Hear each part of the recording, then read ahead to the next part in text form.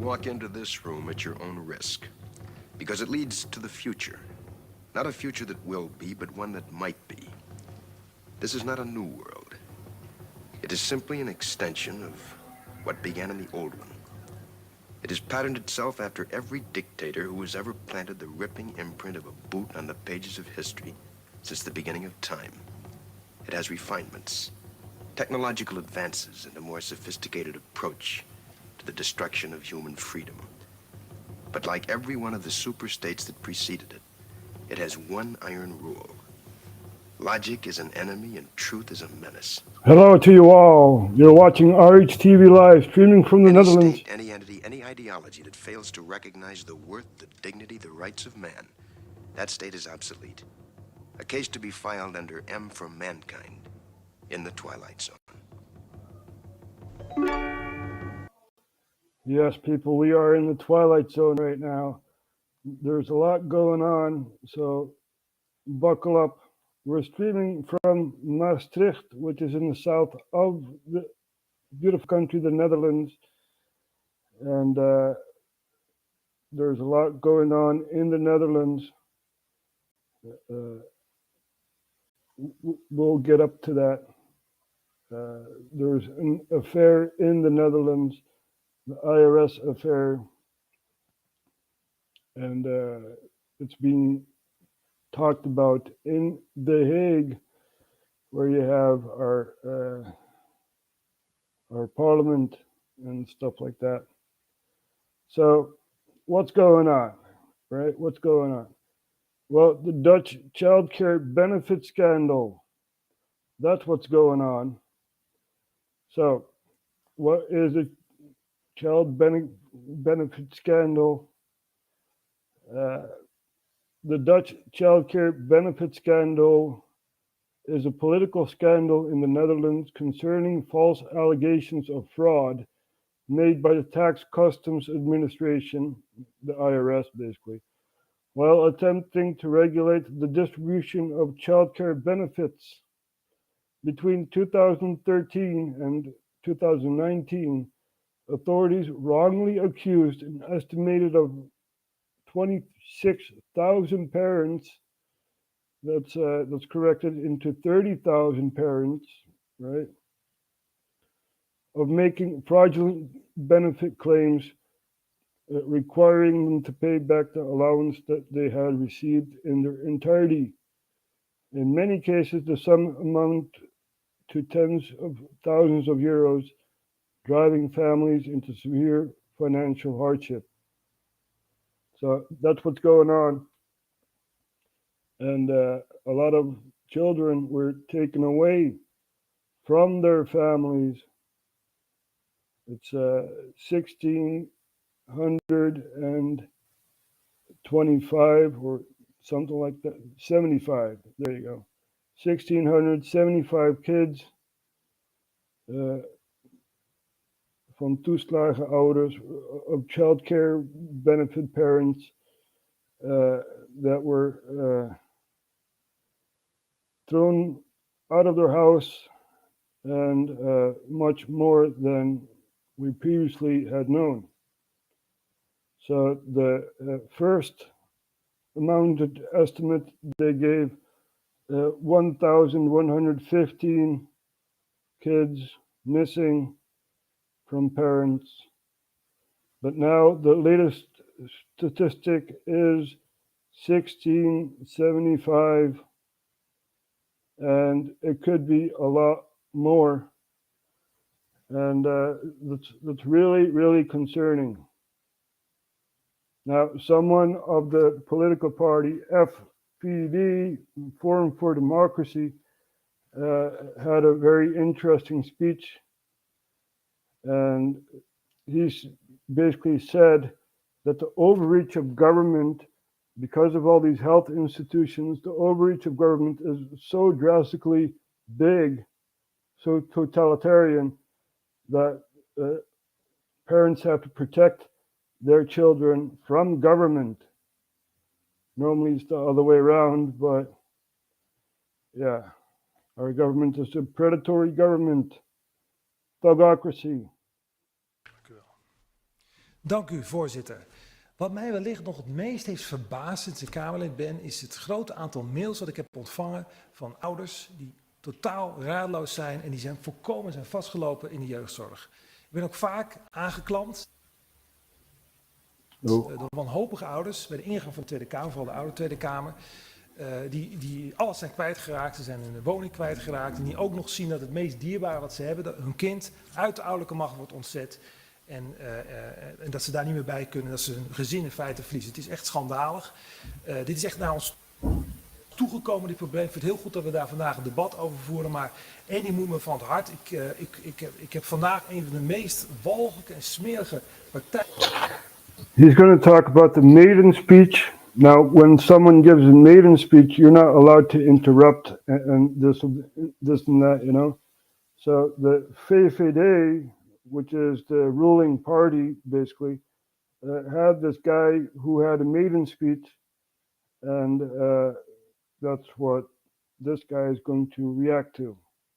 Karteltrucs gezien ooit dat de hoofdverantwoordelijke van dit beleid, dat is de VVD die daar zit, dat de hoofdverantwoordelijke van dit beleid sinds Rutte 1 een nieuw Kamerlid aanvaardigen vandaag om zijn medespeech te doen die wij niet kunnen interpreteren, zodat wij de hoofdverantwoordelijke van het beleid niet ter verantwoording kunnen roepen. Ik heb dat niet eerder gezien. Ik begrijp ook volkomen dat de ouders, ja, klapt u maar, dat die weer zijn weggelopen zojuist. Ik ben blij dat u terug bent.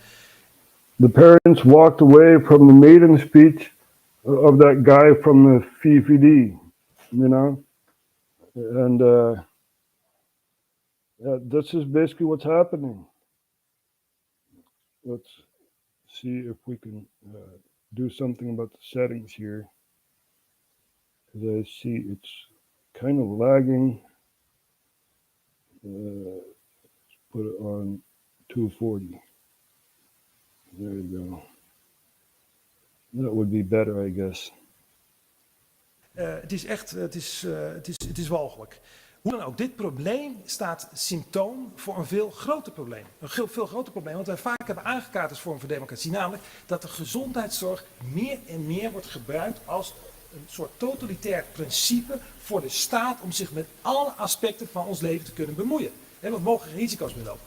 Dat hebben we gezien de afgelopen paar jaar natuurlijk met corona en we zien dat nu weer. We zien nu weer dat de staat op microniveau in gezinnen ingrijpt. Niet omdat er zware mishandeling of zware problemen zijn. Nee, omdat vanwege pedagogische redenen, vanwege opvoedkundige redenen. Dus dingen zouden niet helemaal goed zijn. En de staat die zou het wel beter weten. En daar worden ouders uit de ouderlijke macht gezet. Dus het is weer dat gezondheidszorg wat als een principe wordt gebruikt om onze individuele vrijheden en ook het gezin onder druk te zetten. En dat is heel ernstig. En ja, de overheid maakt het alleen maar erger mee. Hè? Want het is misschien goed bedoeld, wat we dat ons dus ook af en toe afvragen, maar het wordt alleen maar erger. This is the party leader of the VVD, which basically has the say, you know, who's going to speak in parliament and stuff like that. So she basically organized the maiden speech during this very important debate, you know. So. We hebben nu al die misstanden op een rijtje gezet. Ik zal er een paar opnoemen. Ieder jaar worden er in dit land duizenden kinderen uit huis geplaatst. Opgeteld waren in 2021 nota bene bijna 40.000 kinderen losgescheurd van hun ouders. 40,000 kids were torn away from their parents. 40,000 kids. We are a traumatized country. And a lot of people don't know about this. This is why I'm doing this in English. You know, English is an international language. Anyone can understand this. So, yeah, this is very concerning, you know. But what else is concerning is when we look at the Middle East, we see a journalist that has been shot. I'm not really good at those names, but Abu Akleh was shot. Shireen Abu Akleh was shot, and she was killed. And basically, the Israeli defense forces are saying she was shot by a crossfire between a Palestinian resistant guy and the IDF. You know, she was shot crossfire, but the video evidence says otherwise. So we're going to take a look at this here.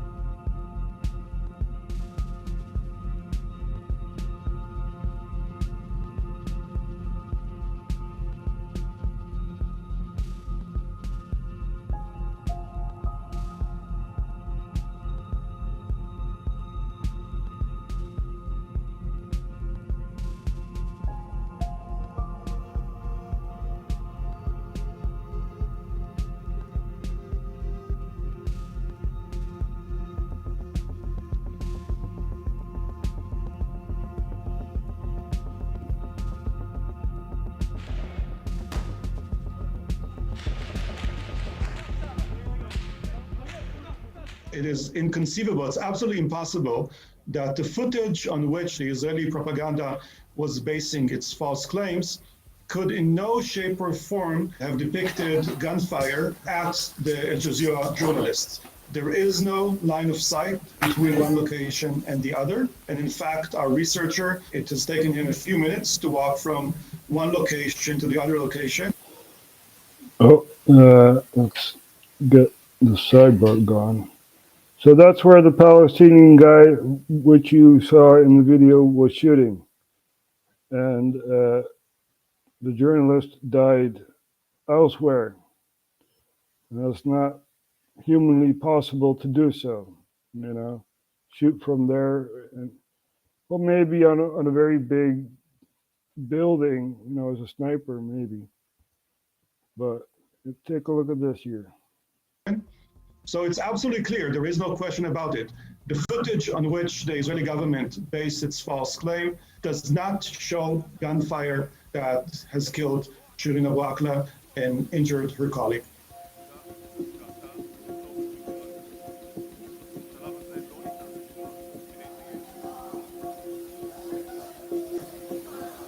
It was unclear who fired the fatal shot. Now, first they blamed the Palestinians, and now it's unclear.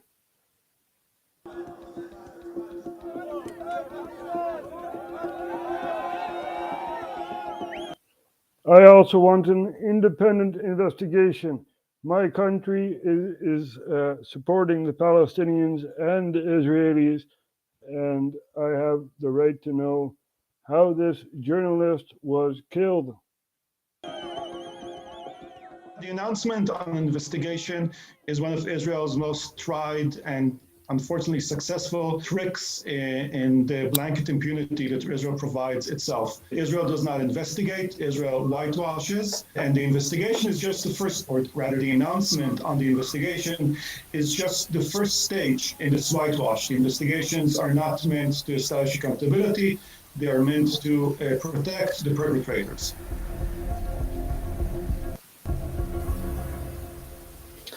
So there you have it. Al Jazeera is missing a journalist because she was killed in the West Bank, which is still being taken away and being occupied by the Israelis who say, this is my country, you have to go, even though they've lived on that piece of land for generations. You know, you need to go. So, yeah, that's what's happening in Israel and the West Bank. And the last agreement was a two-state solution, and that seems to go farther and farther away, you know. So here you have Lebanon, and under it you have Israel, and over here you have the West Bank, Jerusalem, which Donald Trump put the American embassy over there, you know, and very hostile place to be, you know. So if you look at the history, Palestine used to be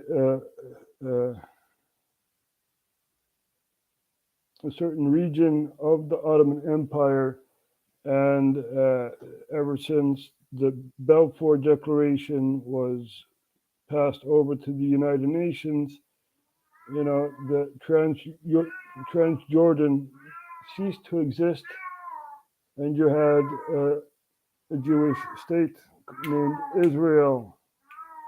So don't mind the cat. So that's what basically happened.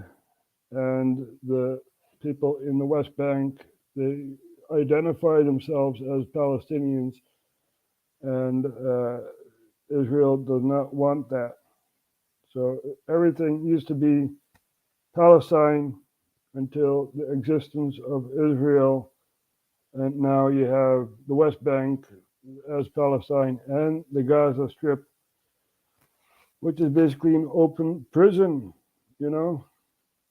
So that's the situation there, and it's getting from bad to worse. Now over in Lebanon, there will be elections, I believe in August somewhere. So we'll see if there's going to be a cabinet over there that can stabilize the situation, because Israel is also doing black ops stuff in the south of Lebanon, as we all know. So there you have that. You know, that's what's happening over there. And if we look at Sri Lanka, for example, right, there was a major uprising in Sri Lanka, which is more east.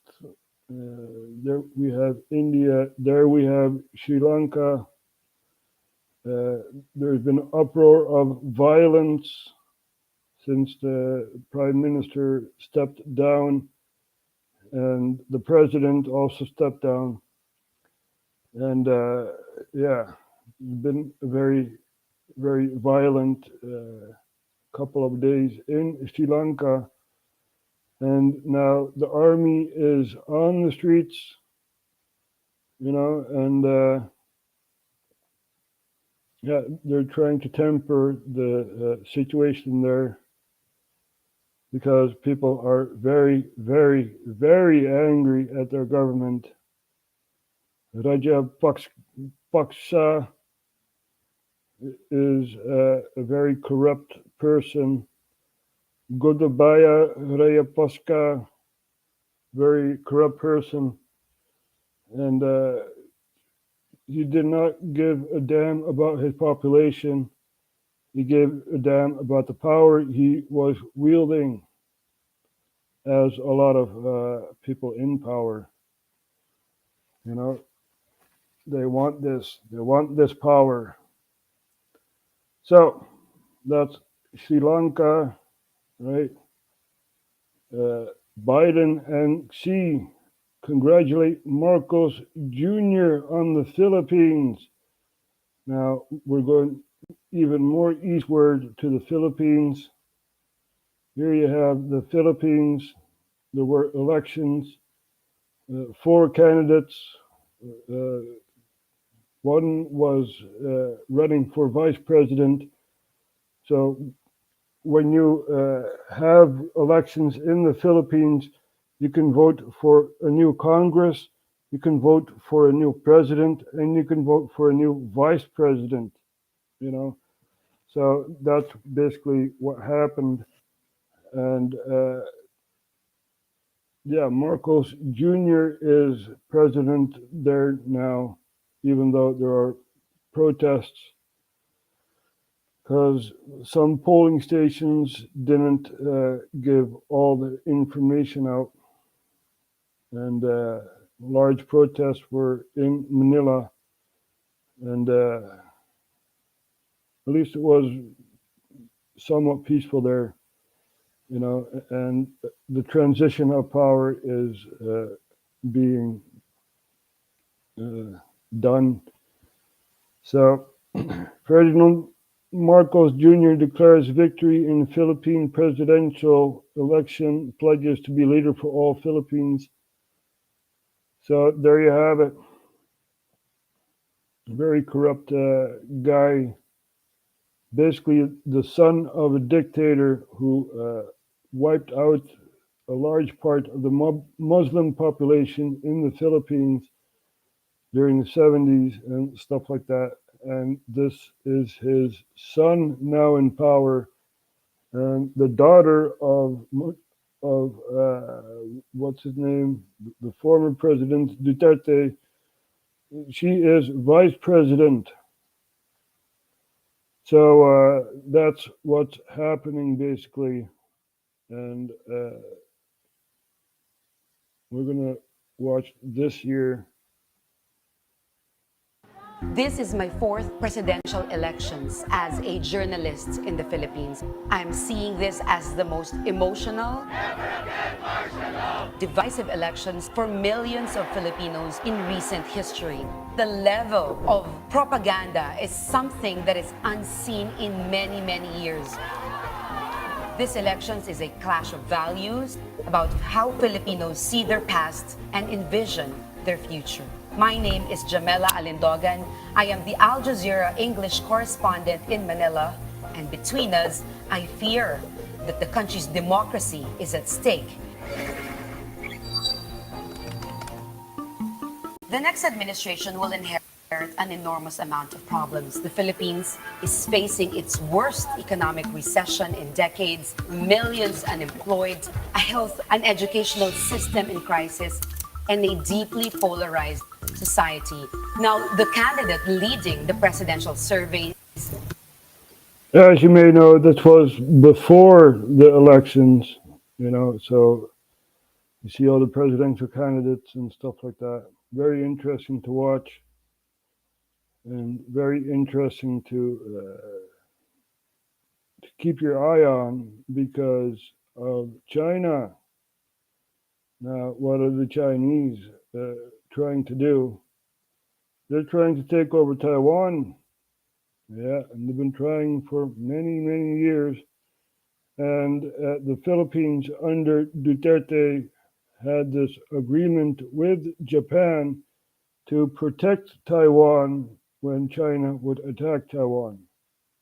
So that is on the table in the Philippines, and we'll see how Marcos will react to that, you know. So that's the Philippines. Now we're going to watch South Korea. Yeah, because a lot of people may have not noticed, but Yoon has this inauguration speech where he basically said we're extending an olive branch towards North Korea. Stop with the nuclearization of your country, denuclearize, you know, and yeah, we're gonna watch this here if it works. Wait, come on.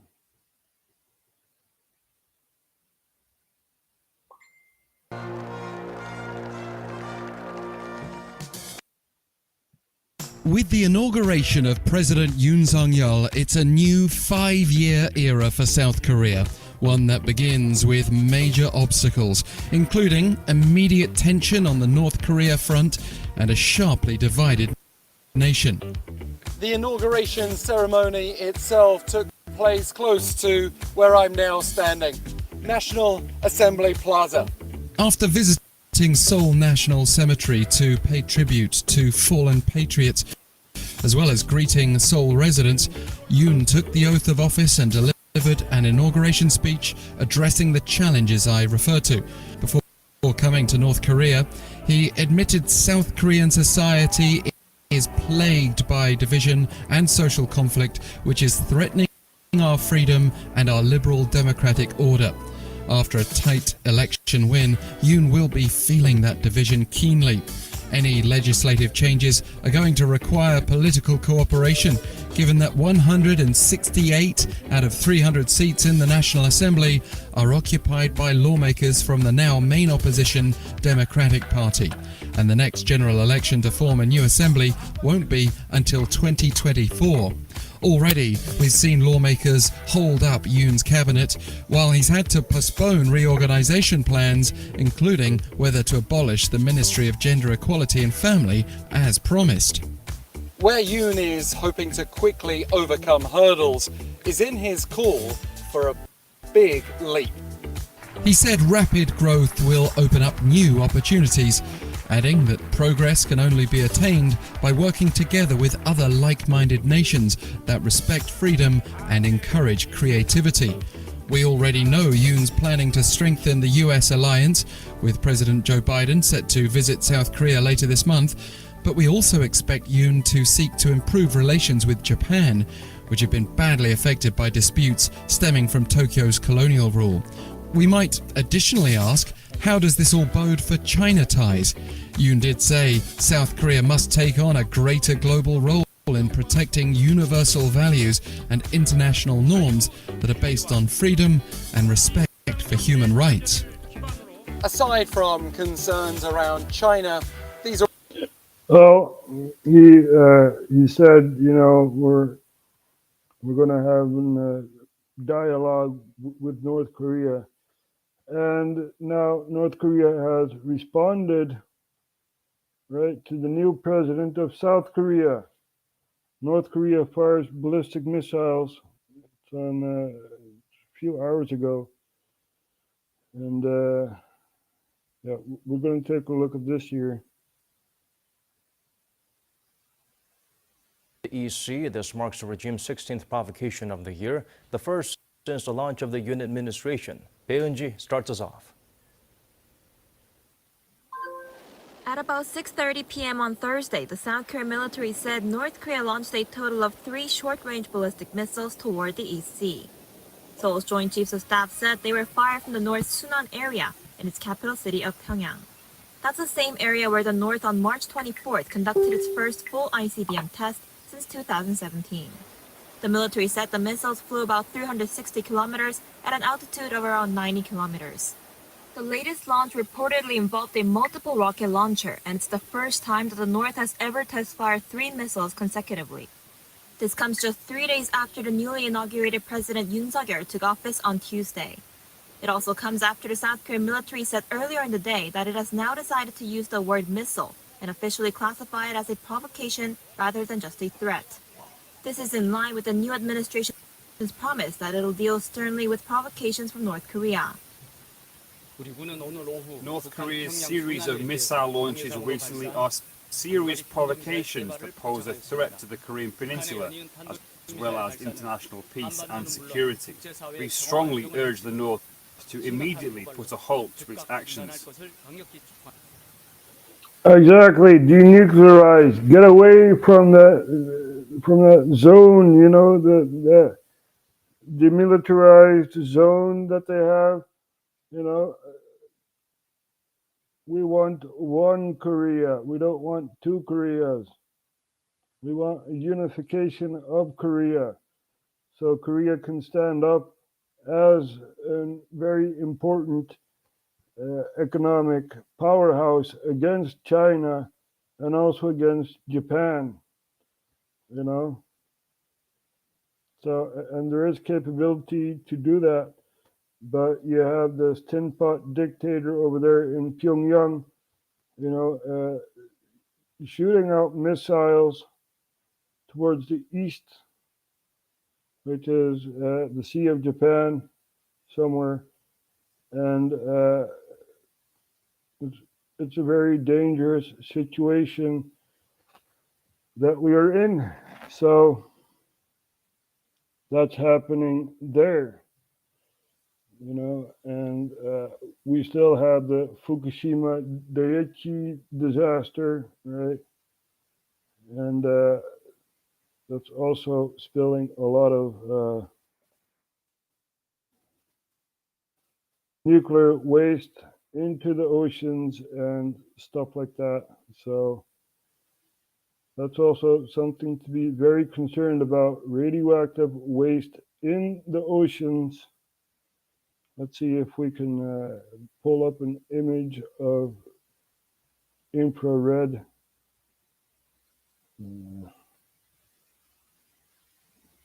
Wait.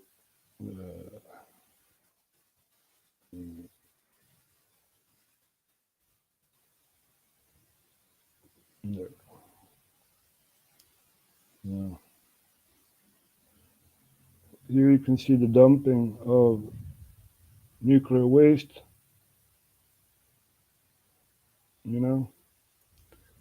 So there you have it. It's very, very sad to see.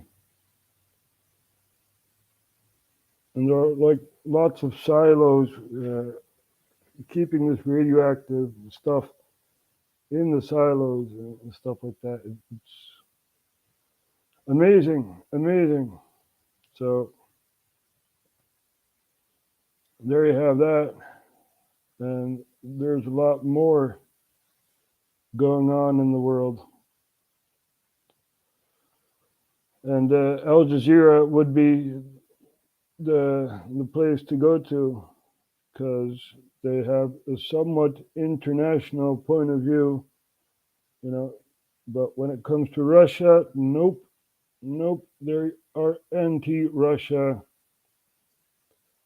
So, but they do give a lot of news coverage of the Middle East and other places in the world. So Europe faces gas supply disruption after Russia imposes sanctions. Yeah, that's what happens, That's what happens.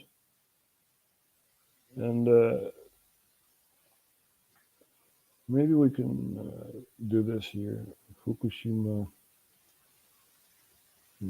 radioactive waste. Ocean. There.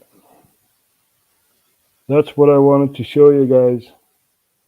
This is radioactive waste, and very sad to see. Very, very sad to see.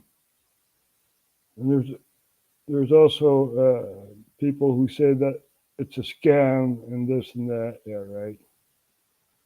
This is serious stuff, man. Serious stuff. So, and there you have that. There's a lot more to show and tell, but I guess you guys have got the gist of it, right? Government cannot be trusted. I mentioned something called thugocracy. Now let's thugocracy. Let's look up the definition of a thugocracy. What does thugocracy mean?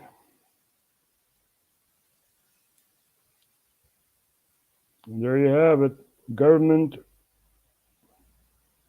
by a group of thugs. Yeah. Bad people. And that's what's happening in the Netherlands. They show the smiley face. Oh, we're going to help you. But basically, they're thugs. So there's a lot more going on in the world. Let's see what else we got here. A lot of news going on. RT America is live, but they're not responsive on YouTube, as you can see. Because over here, Russian news is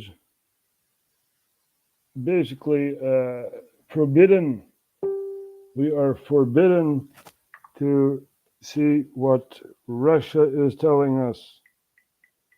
So that's very Orwellian, right? Ministry of Truth and stuff like that.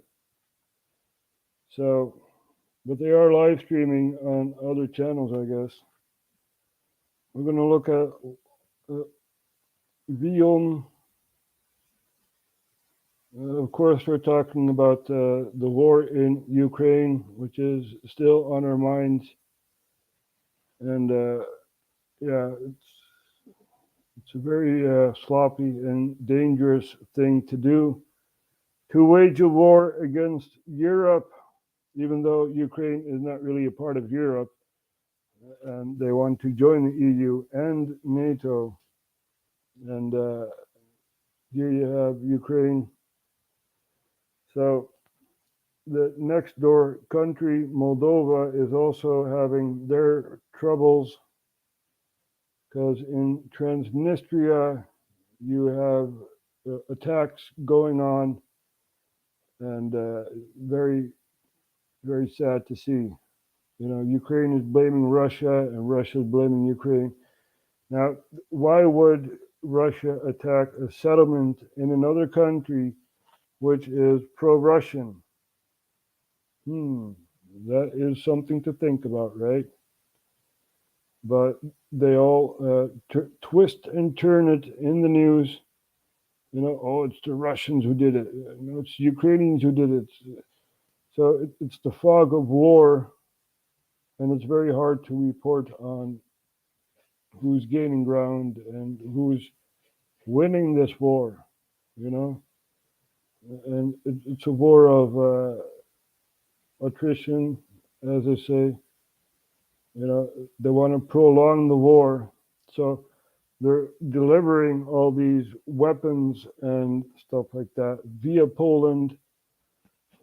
Slovakia doesn't want to be part of it, nor Hungary, you know, so Poland is distributing all these weapons. And who knows how this will escalate. Now, during the beginning period of the EU, you had a Polish cabinet which was more Russian reliant, and they were like, yay, Russia. So, and these cabinet people all died in a plane crash. Now, isn't that odd? You know, Smolensk, air disaster. There you go. Isn't that odd, right? You have a whole cabinet of people and going to Russia, and they have a plane crash in Smolensk, which is not very far from Moscow. Smolensk. There you have Smolensk. It's not very far from Moscow, even though it is pretty far. You know, it's yeah. There you go. But for Russian standards, it's not very far. You see. But the Netherlands can fit in this distance like, I don't know, 5 or 6 times, I guess. So there you have the Netherlands, and very small country compared to Russia, you see. This here is Russia. Now it has 8 time zones. and a lot of confederate states within Russia. So that's Russia for you. Now we can go into Russian history, the Bolshevik Revolution and stuff like that, but that would be very boring. But yeah, also very interesting for the people that, have interest in geopolitics. So we all know that Russia had a war with England 2 centuries ago, 1800s, right? England had India in control, and Pakistan was not a country yet. And they were fighting in Afghanistan, basically, against the Russians per proxy. That was the very first proxy war that England was doing under the English Empire. So, yeah, and basically no one won or lost, It did give Afghanistan their own independence by saying, we are our own country, and yeah, that's that. Yeah, people, there's a lot going on. Ethiopia is still waging war against the Tigray region, and they do not want to give up.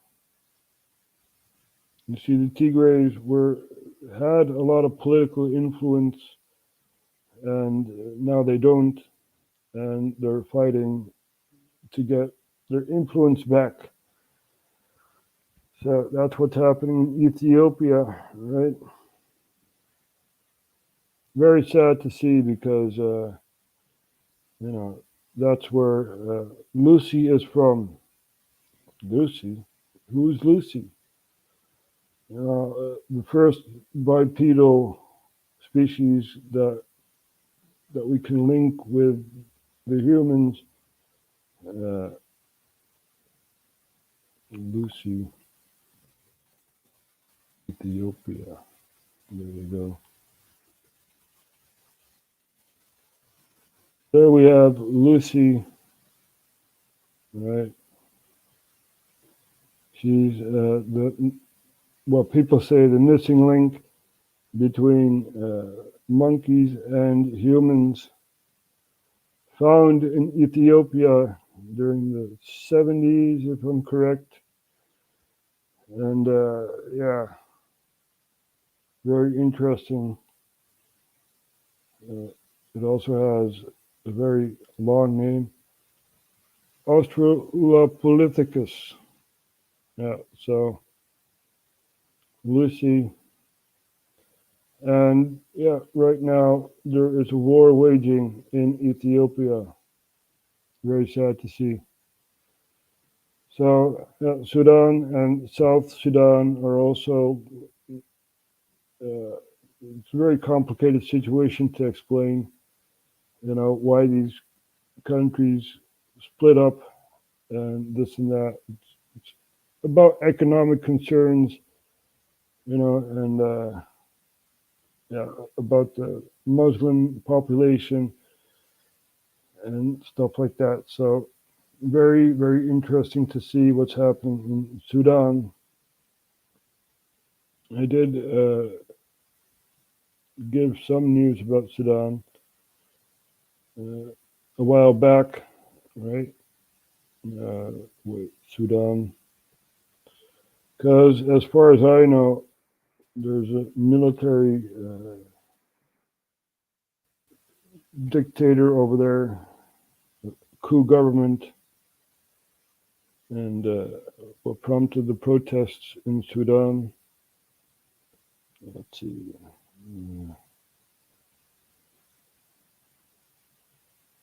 Protesters remain in Sudan's prison. The dialogue is postponed.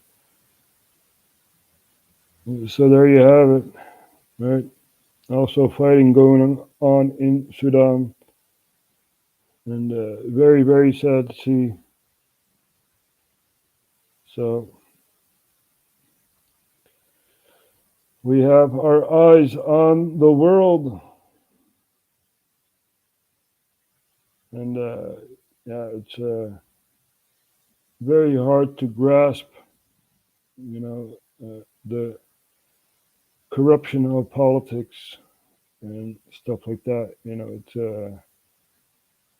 yeah, very, very sad to see that there are so many countries that do have the materials and stuff like that, but they remain poor.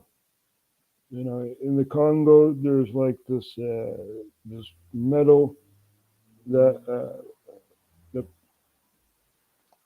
is used for electrical cars and stuff like that, and you have these very small kids that go in these mines to get this precious metal so we can drive electric cars. Very interesting documentary about that blood battery. Blood battery. Yeah. Yeah. The dark side of electric vehicles. Very interesting to watch. And you get these small kids mining for this precious metal. Now, they're rich enough to provide basic necessities and stuff like that, but they don't give a damn about their population. They do give a damn about the export, keep themselves rich, right? So this is what's happening around the world. We need to wake up to this. I also saw something happen in Nigeria, I believe. Wait, Africa. There you go. There, Nigeria. Mob kills a student over blasphemy in northern Nigerian college. Very, very sad to see. Because a lot of people are still in a certain mindset that they cannot let go. They still meisje. So, is there a God? And if there is, how does that God look like? Speaking as an atheist, we are all part of nature, man. We forgot we are part of nature, and we gave a higher power to our existence and stuff like that. That's why you have a king that has power of God and stuff like that.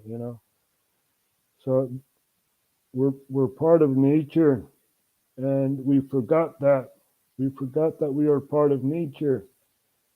We built a culture around nature, and we believed in that culture, right? And you have all these people regulating society and stuff like that. Edward Bernays, as we've shown many, many times on our RHTV. So, let's see, plane carrying 11 passengers crashes in central Cameroon.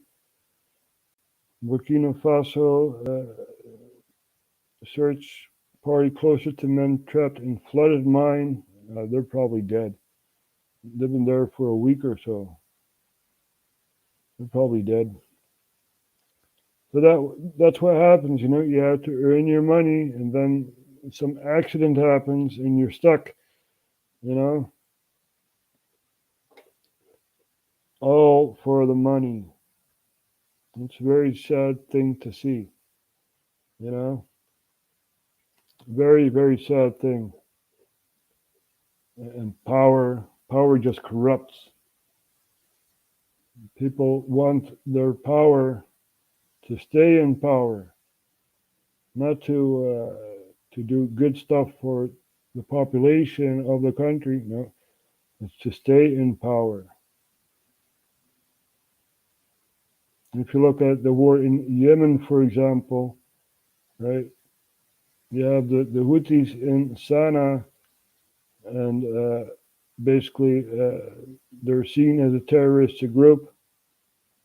But the Houthis is also a region within Yemen, and they also lost political influence, even though they had political power for a very long time. And the government flees to Saudi Arabia, and they decide for a new government and stuff like that. At least there's a peace accord. That's a good thing. But for another country to decide what's happening in a neighboring country, that is wrong. That is wrong. So, and basically we have the same thing happening in Ukraine. You have Russia defending the east of Ukraine, saying that there are Nazis and stuff like that in Ukraine, and it's the fog of war. You can't choose any side. You have to stay neutral in this war. Don't supply Ukraine with even more weapons. Don't do that. This is a fight between Russia and Ukraine. Imagine this, right? You're in a bar, right? And you see two people fight, and one person you supply with, a knife or whatever else to defend yourself. Yeah, right. Is that a fair fight? You think that's a fair fight? I don't think so. We have to stay neutral, and if we do stay neutral, then the war would be over within a week. But we want to prolong the war, supply more weapons, even give a speech in the Ukrainian parliament, right? Our prime minister did that. Rutte,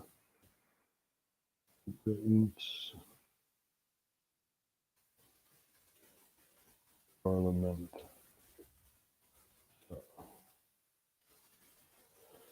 6 hours ago, and don't mind his very, very bad English. So we'll get to hear what Rutte had to say. And this was during the IRS scandal debate, as I've shown you guys before. This is Smolensk.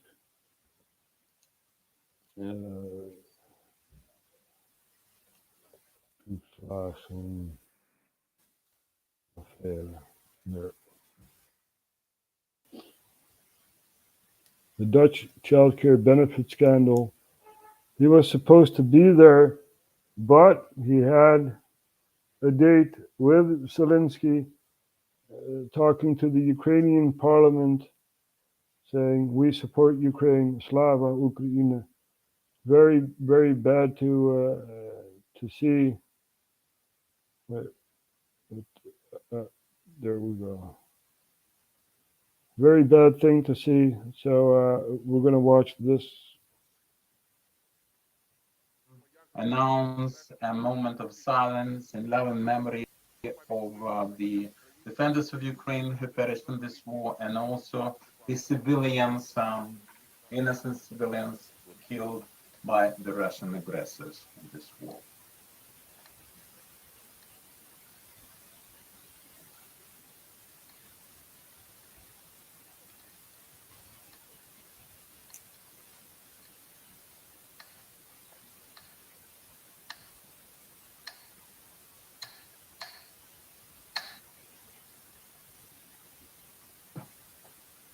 Дякую, прошу сідати. Thank you very much.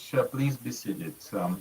Dear members of parliament, as we have already mentioned, we have the honor to host by the Prime Minister of the Netherlands, His Excellency Mark Rutte. Prime Minister, we appreciate the unwavering support for Ukraine's support sovereignty and territorial integrity on the part of the friendly people of the Netherlands.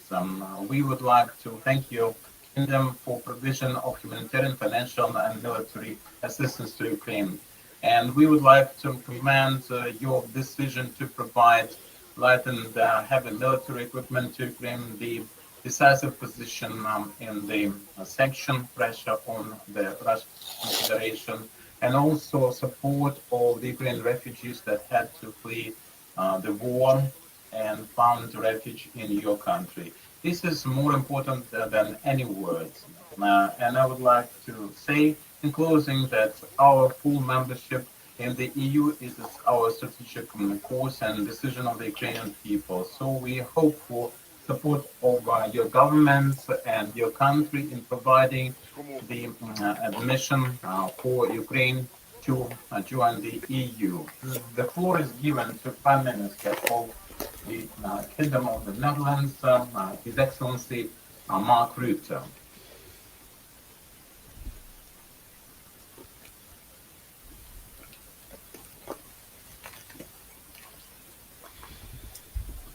Mr. Speaker, members of the Rada, people of Ukraine. Thank you, Mr. Speaker, for your kind introduction. And thank you all for the opportunity to address you today. It's a great honor. From here in the Netherlands, I want to convey one simple message. That my country stands with you. That the other members... I do not stand with you, Speaker of the House, whoever you are. I do not stand with you. I stand neutral. You know? I do not want to support you nor Russia. I support my own country. My own country is very, very economically declining, and the national intelligence and health is also declining, and it's a very, very sad situation.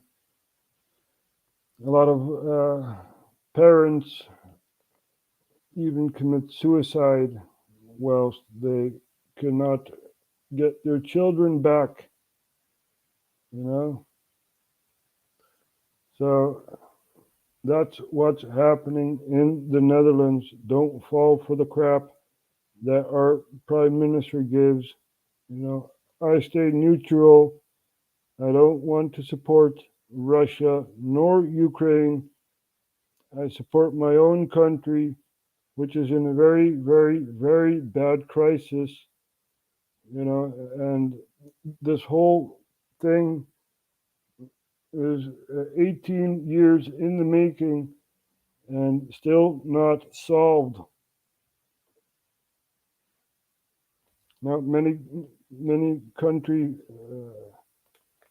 people, my fellow countrymen, they don't see this as shocking or whatever. You know, they have this absent feeling of politics. They don't care, basically.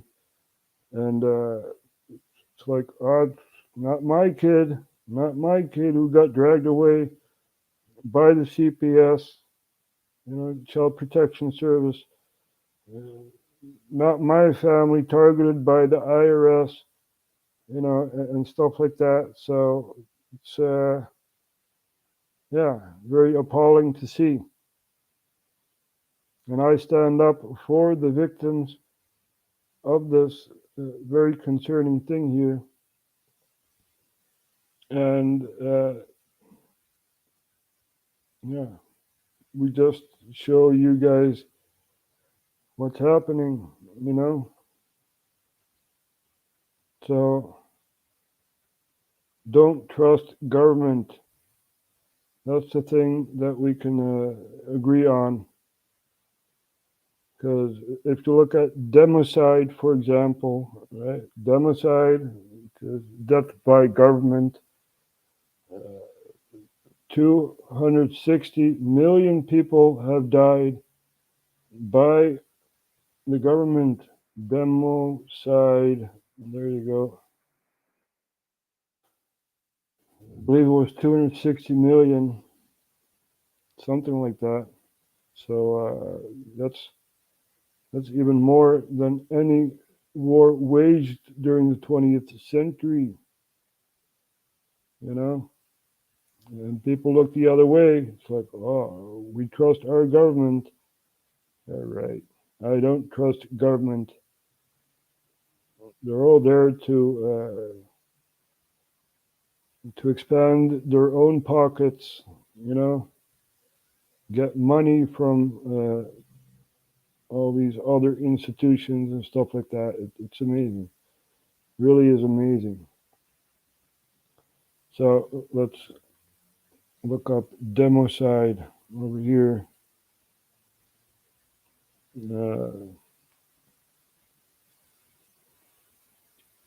Communist death toll, communist regimes.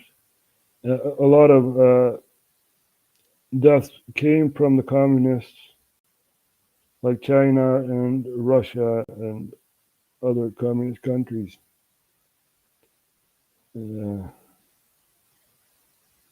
Estimates of Rummel for fascist or far-right regimes, including Nazi Germany, at 20. This is a very large number. So that's how many people have died. These are people. These are not numbers. They're people. They all have a story to tell. And the thing that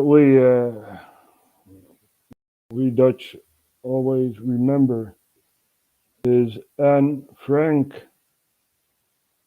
Right? Anne Frank, very famous Dutch writer, Jewish girl who was put in a concentration camp. You know? So there are enough things to look, to search. Read her diary. It's in all these languages. It's not only Dutch, it's also in Japanese and stuff like that. You know, people had lives and they were taken away by government. You know? So the moral of this live stream is do not trust your government. They lied to you. And left and right is just a distraction. It's not about left, it's not about right, it's about power. How much power do you have as a citizen? And how much power does a politician have over you? Will you vote for these people? We put these people in office. So we have a right to ask these people what the hell they're doing to the population. You know? Well, we are scared. There's this guy named Max. Right? Max was or is a Jesus fanatic. So he's on this sort of holy war, right, against the government, and he rang at the door of a minister because he wanted to talk to her, you know, Kaag. And he got arrested for doing so. And he was sentenced for like half a year of prison, and now his sentence is extended to a few more months. So that's how it goes. You know, once they have information over you, they will use it against you. So, and I know they're watching, you know, I don't care. I don't care. That's why I give geopolitics. These people don't know anything about geopolitics. You see, so that's why, no. And we're doing this in English, so anyone can understand. Whether you're from Syria, Iraq, Iran, I don't know how far this program extends. So maybe Kim Jong-un is watching, right? We also gave your country attention, and you're playing a very, very dangerous game. And so unify Korea. That's my solution to the problem. Unify Korea. You know, make yourself Minister of Interior or whatever. You know, unify the countries, and you know, all these families are torn apart because one lives up north and one down south. It's amazing, really is amazing. So, and that's also something that came out of the UN. The UN had made this agreement to make North Korea, you know. So the UN is also an organization we need to get rid of. We need to get rid of all these organizations, you know. They give false hope and they only divide. You see, the situation in Israel was also solved, you know, the two-state solution, as I've said before, also solved by the UN. Yeah, right. Nothing is done with that. Nothing is done with that. Now, we just showed Africa and the Middle East and so much of the Netherlands, but also a very concerning thing is Northern Ireland, because Sinn Féin has won the elections there, and basically they didn't get any more votes than they used to have, but the unionist parties, which are fractured, a lot of unionist parties, you know, they stole some votes of the DUP, the Democratic Unionist Party, which was the biggest of the bunch. And oh, I'm being called. Oh well, I don't. I'll get that later. So Sinn Féin is the biggest party, right? We'll see. Sinn Féin and Northern Ireland. There. And you see, historic win, new era for Ireland. So who knows, maybe Northern Ireland will cease to exist. Who knows? Who knows? We're going to watch a few minutes of this here. This was a couple of days ago, 5 days ago, so yeah. Against Britain. What's now the Republic emerged as a separate nation. But now Northern Ireland remained part of the United Kingdom because its Protestant majority want to stay British. Roman Catholics never accepted this partition. Tension between the two communities turned violent in the 1960s, only ending in 1998 with the Good Friday Agreement. But Brexit has sparked new tensions. Northern Ireland left the European Union with the rest of the UK, while the Republic of Ireland remains a member. Well, let's get the latest from DW's Charlotte Chalsom-Pill in London. So, Charlotte, Sinn Féin is set to get its first win in Northern Ireland. What does this mean for the country? Well, that would indeed be an absolute watershed moment for politics in Northern Ireland. As you say, Sinn Féin are on track to become the largest party and therefore be entitled to the post of First Minister for the first time ever. Now, that really would be a historic moment in Northern Ireland. Now, you mentioned there the fact that they are committed to this idea of a united Ireland. That's certainly the issue that is going to grab the headlines. The prospect of that, not imminent. There is a lot that stands in the way, but certainly this a win would open the door to that prospect. So many are watching very closely.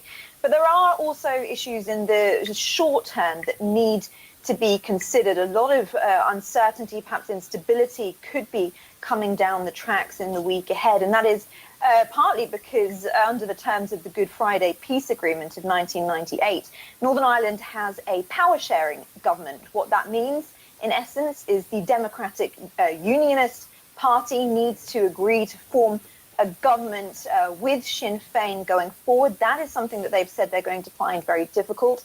The reason that they've given is what's called the Northern Ireland Protocol. That's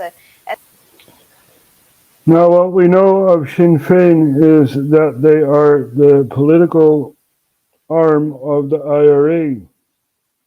So they used to be very extreme, and now they are not. At least, who knows how this is going to end. So, there you have it, people. Yeah, we're going to go. Thank you all for watching this informative live stream, and next time we'll talk about other stuff, what's actually going on. So we'll leave you with Plato.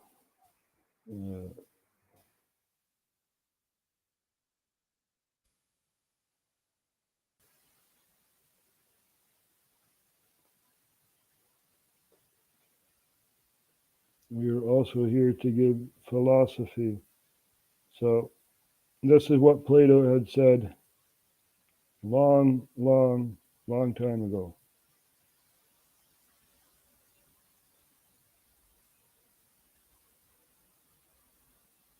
Let's see if this works. The heaviest penalty for declining to rule is to be ruled by someone inferior to yourself. I am the wisest man alive, for I know one thing, and that is that I know nothing. Never discourage anyone who continually makes progress, no matter how slow. Nothing can harm a good person, neither in life nor after death. Love is a serious mental disease.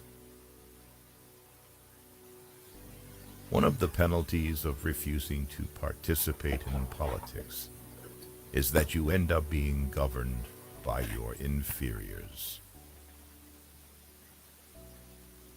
Good people do not need laws to tell them to act responsibly, while bad people will find a way around the laws. The measure of a man is what he does with power. Exactly, Plato. Thank you, Plato. May your wise words give historic context to what's happening now. So I thank you all for watching and sharing and liking and subscribing, of course. And we'll see each other again. When, I don't know, but we will see. Let's see.